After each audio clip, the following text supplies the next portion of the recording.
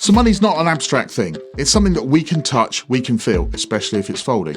So let's talk about 6 truths about money that you need to hear. There's no magic money tree. It doesn't grow on trees. And you need to understand that. It's a really big mistake. It's a really big thing that people go on about, that there's just this constant source of money and we're all going to be fine. No, we're not. There isn't a constant source of money.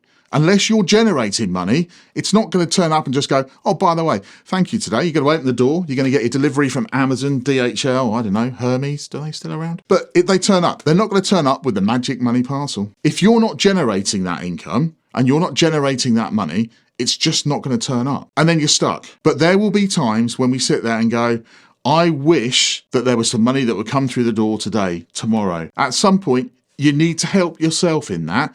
And you need to be in charge of that money-making process and also the process at the other end, which is about expenditure. But if you're not in control of those, then there's going to be a challenge.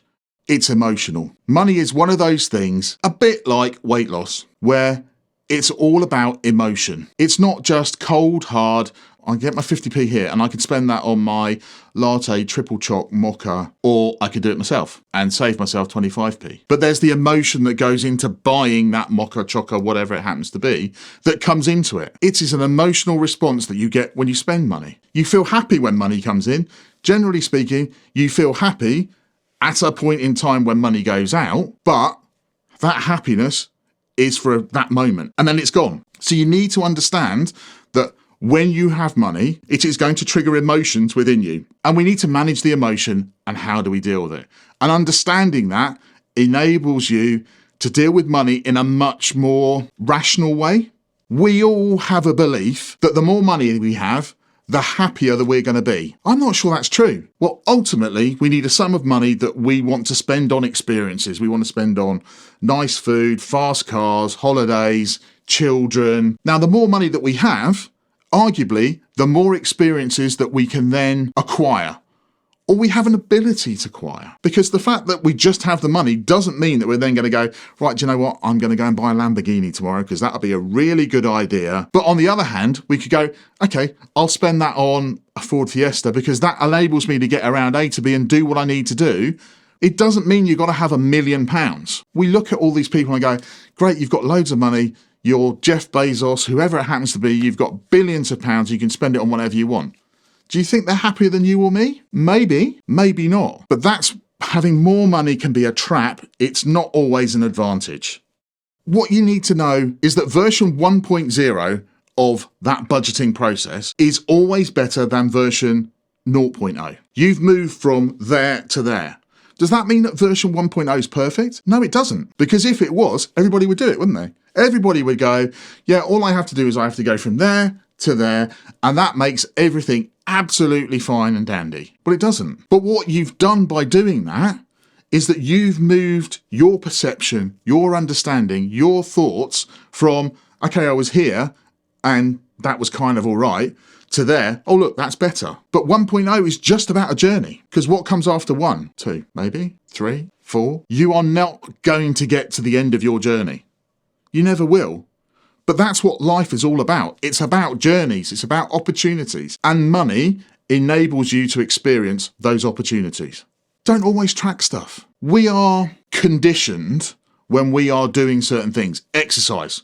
I exercise quite a lot. Believe it or not, I know. It's a bit of a shocker. And I'm always tracking my calories, what I'm doing, how I'm doing it, why I'm doing it. The problem is you can get caught up in the numbers. Sometimes I just have to forget the numbers and just go with the experience, go with the feeling, go with whatever it happens to be and just do it. And that's the same with money. You can get caught up in the detail of money, that you can get caught up and go, right, I'm going to write down every single penny that I spend. I can guarantee that within a day, a week, a month, you'll be fed up of that because you'll find the experience, the emotion, as we've talked about before, ends up taking over from what you're trying to control, what you're trying to understand, what you're trying to manage. Then we're not managing a process. The process is managing us. So at that point, you just need to walk away and go, look, I'm not going to track the number today. I'm not going to worry about it. I'm just going to go out and I'm just going to spend the money that I want to spend. Now, obviously, I'm saying that in terms of Don't go and spend £10,000 in one day, because generally speaking, that will be quite bad. But if you went down and bought a chocker mocha doodah, great, fine, okay. That's not going to break your bank. That's not going to destroy everything you've done. But do you need to track that every single time? It's being able to at times take a step back and just go, I don't need to do that. I understand what I'm doing. That's fine. I'm going to move on. Everything I've talked about is about understanding my experiences, seeing my clients' experiences. And that final truth is there can be only one. There's only you.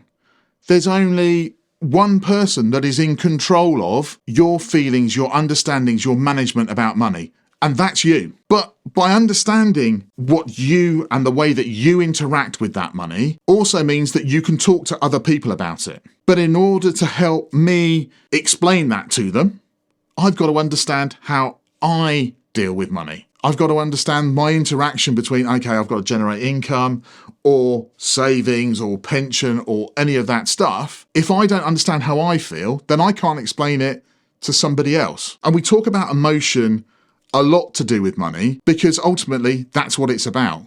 So it's not just about the thoughts, the feelings that you have.